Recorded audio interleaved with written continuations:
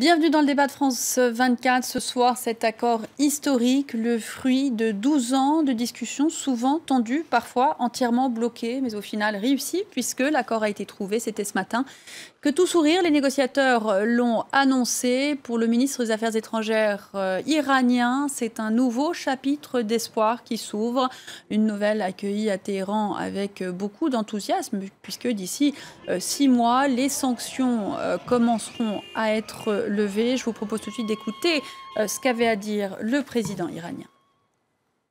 Nous avons supporté les pressions exercées sur nous. Nous avons été suffisamment patients, alors que le courageux peuple iranien faisait face à toutes ces difficultés.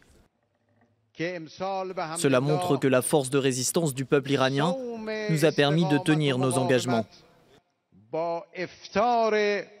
Le premier était d'assurer que l'enrichissement d'uranium, l'enrichissement pacifique, devait continuer en Iran. Et l'autre objectif était que les sanctions injustes contre notre peuple devaient être levées. Alors, qu'est-ce que cela veut dire pour l'Iran? Qu'est-ce que cela veut dire pour le monde? C'est le sujet de notre débat ce soir. J'ai le plaisir d'accueillir en plateau tout d'abord Fariba Ashtroudi. Vous êtes écrivaine et journaliste, présidente également de l'association Mohsen Ashtroudi, auteur de ce nouveau roman, le colonel Elapa 455. Merci beaucoup d'être notre invité. Merci. En plateau également avec moi Antoine Baspous, directeur de l'Observatoire des pays arabes, auteur de Le tsunami arabe. Merci beaucoup, Monsieur Baspous, d'être là. Également en plateau, Bertrand Badi. Vous êtes professeur de relations internationales à Sciences Po Paris, auteur également du Temps des humiliés, pathologie des relations internationales. Et puis, Marc Porter, vous êtes vice-président des Republicans Abroad. Merci infiniment d'être notre invité. Ce soir, tout d'abord, on va jeter un coup d'œil. Je vous propose de jeter un coup d'œil sur l'essentiel de cet accord, des mesures qui sont comprises dedans, limiter d'abord les capacités d'enrichissement d'uranium, c'est ce qui est prévu, également limiter la production du plutonium, inspection renforcée pour l'Iran, lever des sanctions de l'Union européenne, des États-Unis, et puis lever des sanctions des Nations Unies de façon progressive, maintien par contre de l'embargo sur les missiles pendant 8 ans et maintien également de l'embargo sur certaines armes lourdes pendant 5 ans. Voilà l'essentiel de ce que contient, ce que prévoit cet accord. Antoine Baspous, on a entendu les deux sons de cloche aujourd'hui, ceux qui se félicitent de l'accord, d'autres qui parlent d'une erreur historique. Pour vous, est-ce que cela représente une bonne chose pour le monde d'abord ? Je pense que ça reflète un peu le rapport des forces. C'est-à-dire que Obama, la première puissance occidentale, ne veut plus faire de guerre. Il est prix Nobel de la paix.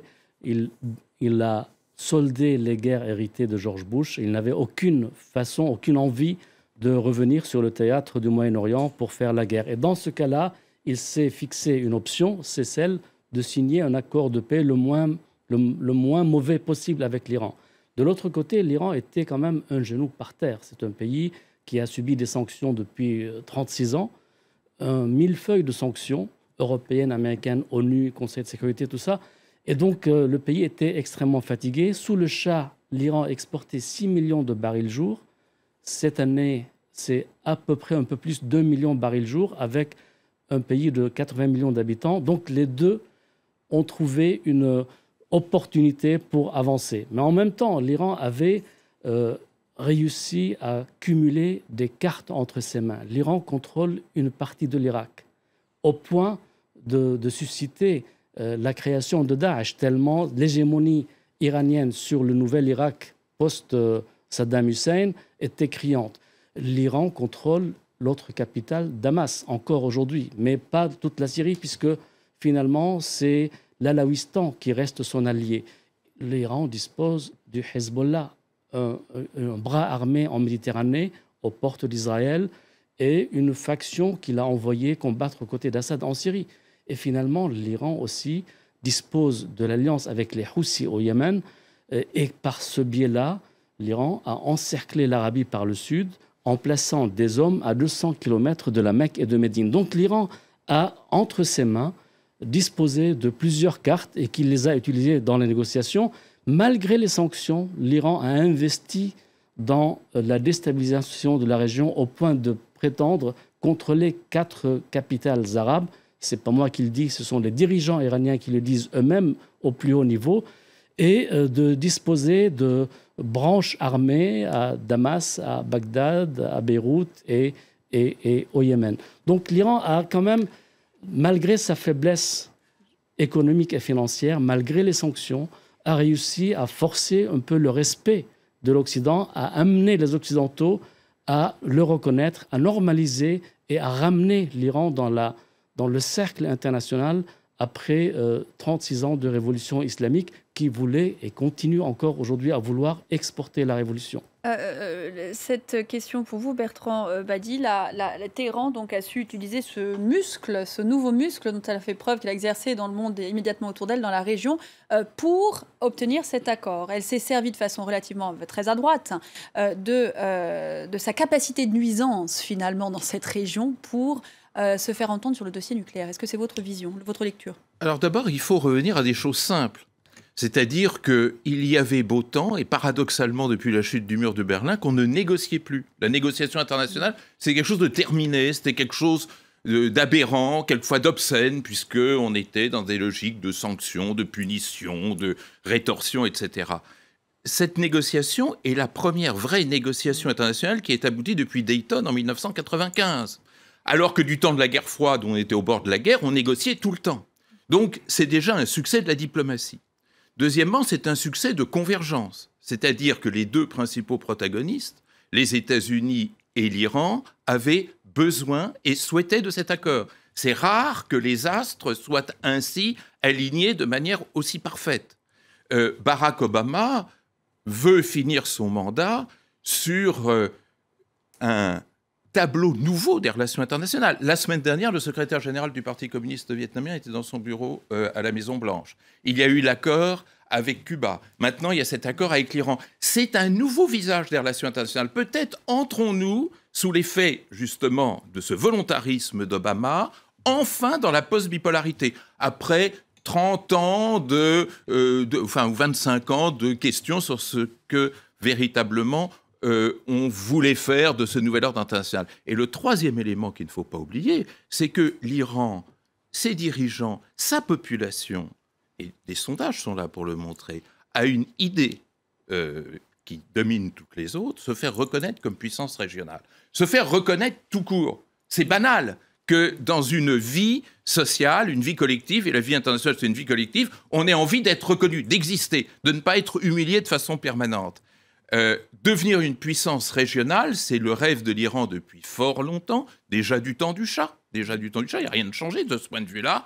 Pour la première fois, les États-Unis, pour la première fois en tout cas depuis la révolution islamiste, les États-Unis ont compris que ce ne serait pas si mauvais pour la stabilisation du Moyen-Orient que l'Iran redevienne ou devienne une puissance régionale. Voilà 3 éléments forts. Alors, c'est peut-être pas la peine d'aller chercher les nuisances ou tout ce qui s'ensuit. Ce sont des réalités qui s'imposent à l'analyse internationale. Et qui sont, Marc Porter, le fruit de tant d'années de travail de la part du président américain. C'est dès son arrivée au pouvoir en 2008 qu'il avait commencé à parler de cette main tendue vers l'Iran. Donc c'est une politique qui porte ses fruits aujourd'hui.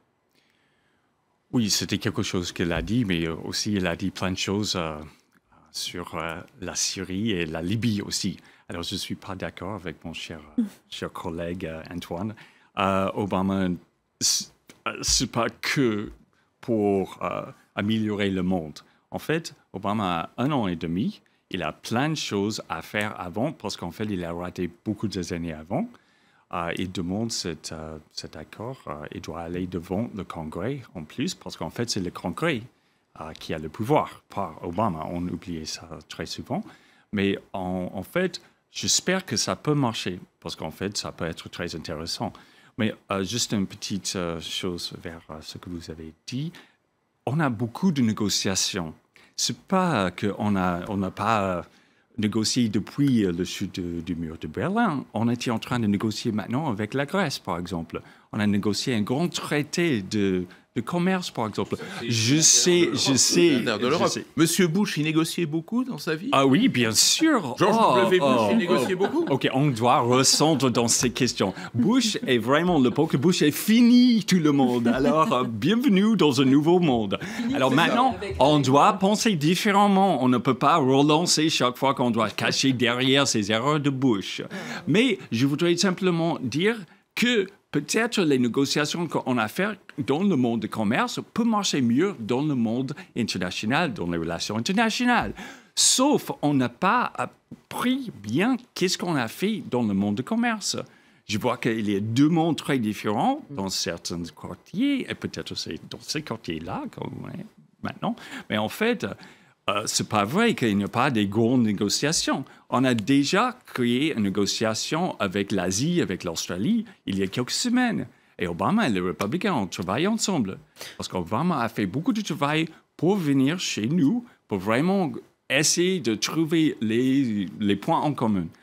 Maintenant, Obama, depuis il a dit en 2008, il veut recommencer une relation différente avec l'Iran.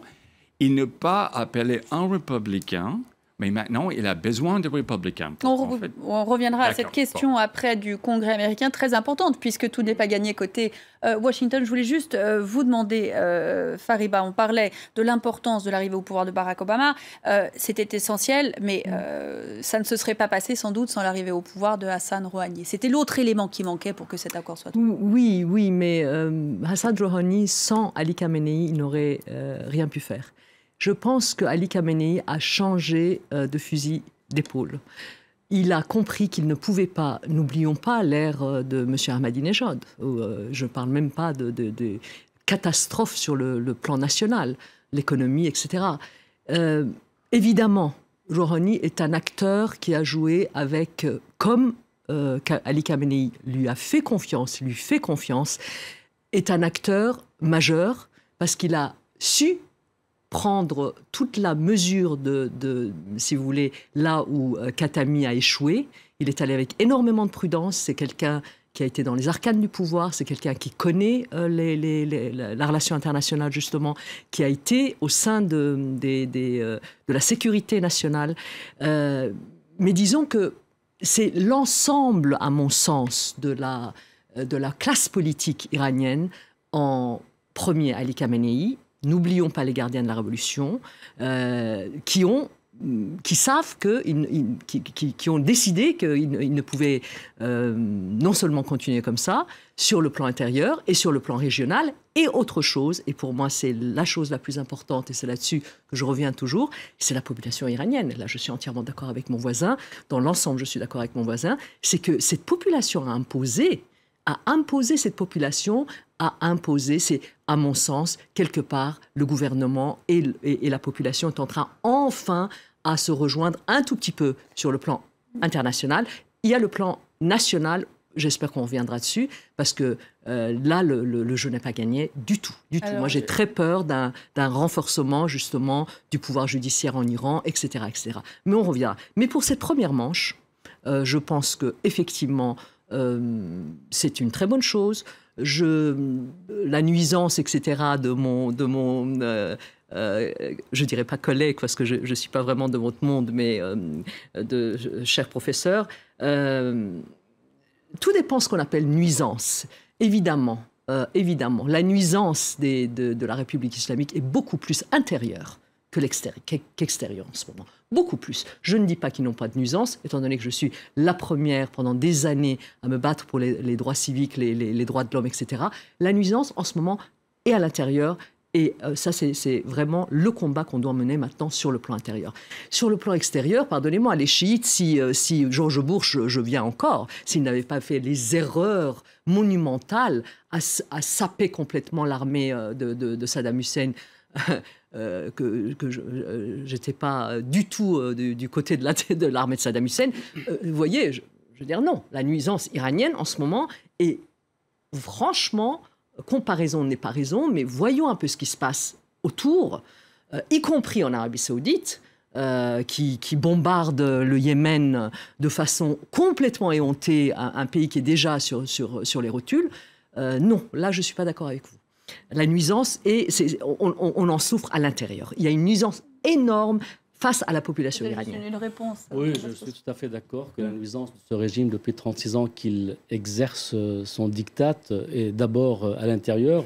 Les premières victimes sont les Iraniens eux-mêmes, et dès lors qu'ils manifestent dans la rue, ils sont envoyés dans les prisons, torturés jusqu'à la mort.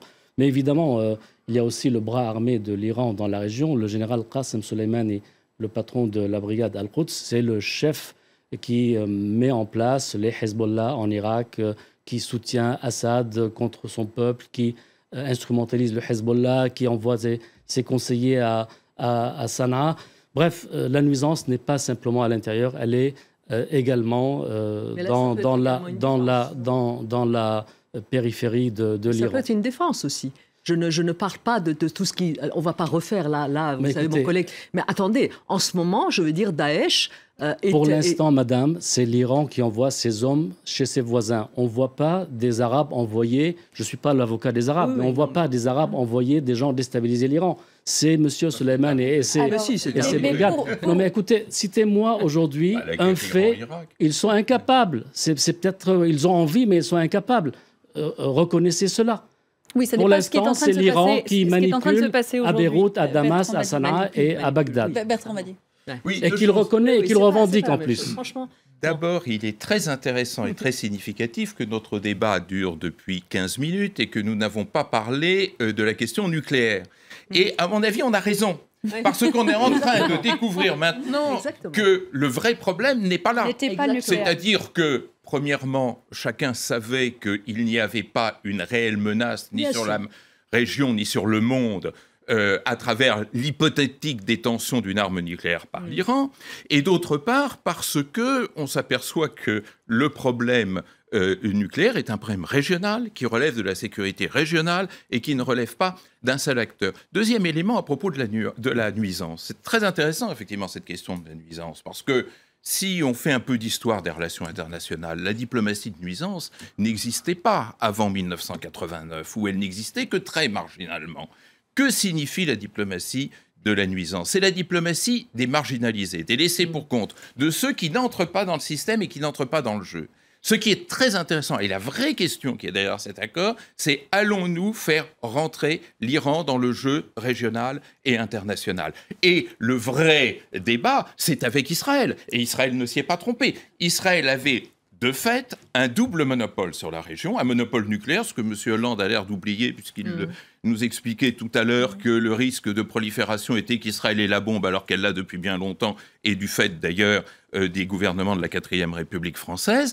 Et donc, le véritable problème qui se pose ce soir, c'est pourquoi Obama a fait le choix, courageux d'ailleurs, de rompre avec cette vieille idée américaine qu'il fallait conforter le monopole d'Israël sur la région. C'est un choix courageux parce que là, les lignes vont bouger. C'est probablement le seul espace dans lequel les lignes vont bouger. Maintenant, il y a plein de... On va y revenir tout de suite. On va faire une petite pause et on se retrouve très rapidement pour la deuxième partie de ce débat et on reprendra justement sur cette question-là.